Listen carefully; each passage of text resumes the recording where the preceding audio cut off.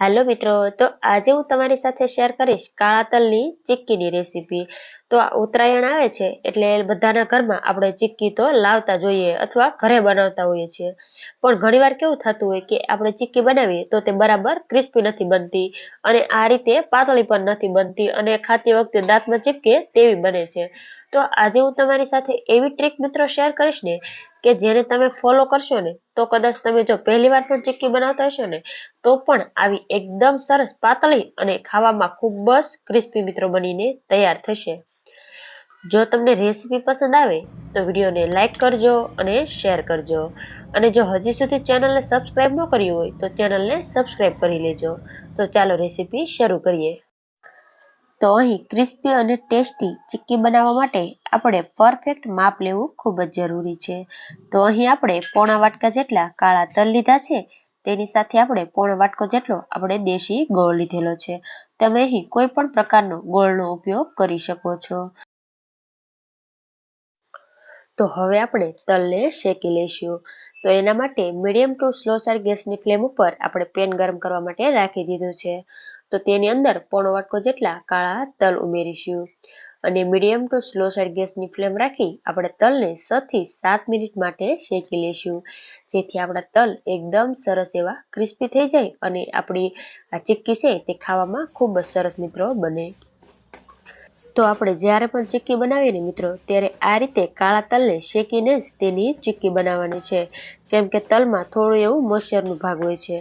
તો આ રીતે તમે શેકીને મિત્રો ચીક્કી બનાવશો ને તો તલ છે તે એકદમ સરસ એવા ક્રિસ્પી થઈ જશે અને ચીક્કી આપણે બનાવ્યા પછી તે લાંબા સમય સુધી તમે તેને ચાચવી પણ શકશો અને ચીક્કી ખાવામાં પણ ખૂબ જ સરસ ક્રિસ્પી બનશે. તો શિયાળામાં કાળા તલનું સેવન કરવાથી શરીરમાં ઘણા બધા ફાયદા થાય છે, કેમ કે કાળા તલમાં પ્રોટીન, કેલ્શિયમ, મેગ્નેશિયમ અને ફાઇબર જેવા ગુણો હોય છે મિત્રો. તો હવે આપણે તલને શેકાતા કુલ 5 મિનિટ જેટલો સમય થઈ ગયો છે અને અહીં તમે જોઈ શકો કે તલમાંથી તડતડ એવો અવાજ આવવા લાગ્યો છે. મીન્સ કે આપણા તલ છે તે એકદમ સરસ એવા શેકાઈને ક્રિસ્પી થઈ ગયા છે મિત્રો. તો આ રીતે એકદમ સરસ ક્રિસ્પી થાય ને ત્યાં સુધી આપણે તલને શેકીને રેડી કરવાના છે. તો હવે આપણે ગેસની ફ્લેમ છે તેને આપણે બંધ કરી દેવાની છે. તો અહીં તમે જોઈ શકો આપણા તલનો કલર પહેલાં કરતાં આ રીતે હલકો ચેન્જ થઈ ગયો છે અને તલને આ રીતે આપણા થોડા એવા હાથથી પ્રેસ કરીએ એટલે તેનો ભૂકો થઈ જાય છે. તો હવે આપણે ગેસની ફ્લેમ બંધ કરી દઈશું અને તલને આપણે એક પ્લેટમાં કાઢી લઈશું. તો હવે આપણે તલને સાઈડમાં મૂકીશું અને આપણે ગોળનો પાયો બનાવી લઈશું. તો એના માટે એક પેનમાં આપણે 2 મોટી ચમચી જેટલું આપણે પાણી એડ કરીશું. ત્યારબાદ આપણે પોણો વાટકો જેટલો આપણે ગોળ એડ કરીશું. તો આપણે ગોળનો પાયો લાવવા માટે આ રીતે જો અગાઉ થોડું પાણી મિત્રો એડ કરીશું ને તો જો ક્યારેક ઘણીવાર કેવું થતું હોય કે ગોળ પીગળે એ પહેલાં ગોળ છે તે થોડો એવો બળી જાય, તો આપણે ચીક્કીનો ટેસ્ટ છે તે કડવો થઈ જાય. તો આ રીતે જો તમે માત્ર 2 ચમચી જેટલું મિત્રો પાણી એડ કરશો ને તો તમારા ગોળ છે તે જરા પણ નહીં બળે.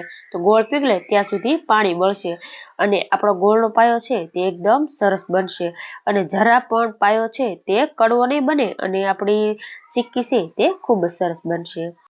તો આ ચીક્કી બનાવવામાં આપણે મેઇન વસ્તુ છે તે પાયો લાવવાની જ ખૂબી છે. જો તમે પાયો મિત્રો પરફેક્ટ લાવશો ને તો તમારી ચીક્કી છે તે ક્યારેય નહીં બગડે. અને આપણે આ રીતે ગોળનો પાયો મિત્રો જ્યારે લાવીએ ને ત્યારે આપણે ગેસની ફ્લેમ છે તે સ્લો જ રાખવાની છે.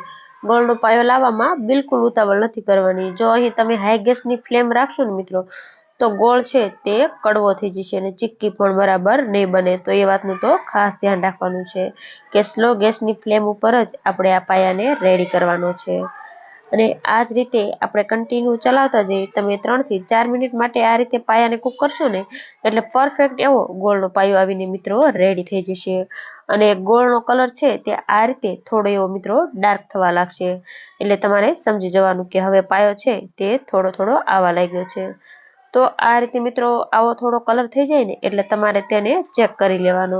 તો ગોળને પાયાને કઈ રીતે ચેક કરવાનો તો કે આપણે એક વાટકીમાં થોડું ઠંડુ પાણી લેવાનું છે. તો અહીં આપણે બરફવાળું પાણી લેવાનું છે, જેથી આપણે ગોળનો પાયો તેની અંદર ઉમેરીએ એટલે તરત જ તે સેટ થઈ જાય મિત્રો. તો આ રીતે આપણે માત્ર 15 થી 20 સેકન્ડ સુધી આપણે તેને સાઈડમાં મૂકવાનું અને અહીં આપણે ગેસની ફ્લેમ છે તે એકદમ સ્લો જ કરી દેવાની છે અથવા તો તમારે બંધ કરી દેવાની.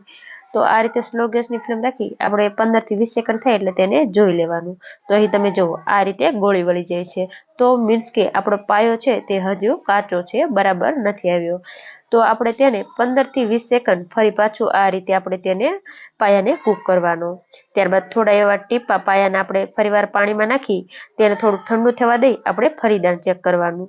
તો અહીં તમે જુઓ આ રીતે પ્રેસ કરતા તે આસાનીથી તૂટી જાય છે, મીન્સ કે આપણો ગોળનો પાયો છે તે ચીક્કી બનાવવા માટે પરફેક્ટ આવ્યો છે। તો આ રીતે પાયો છે તે એકદમ સરસ તૂટી જાય ને મિત્રો, તે પરફેક્ટ પાયો કહેવાય એમ। તો હવે આપણે તેની અંદર અડધી ચમચી જેટલું આપણે ઘી એડ કરવાનું છે, જેનાથી શું થશે કે આપણે પાયામાં એકદમ સરસ શાઇન આવી ગઈ, તમે જોઈ શકો।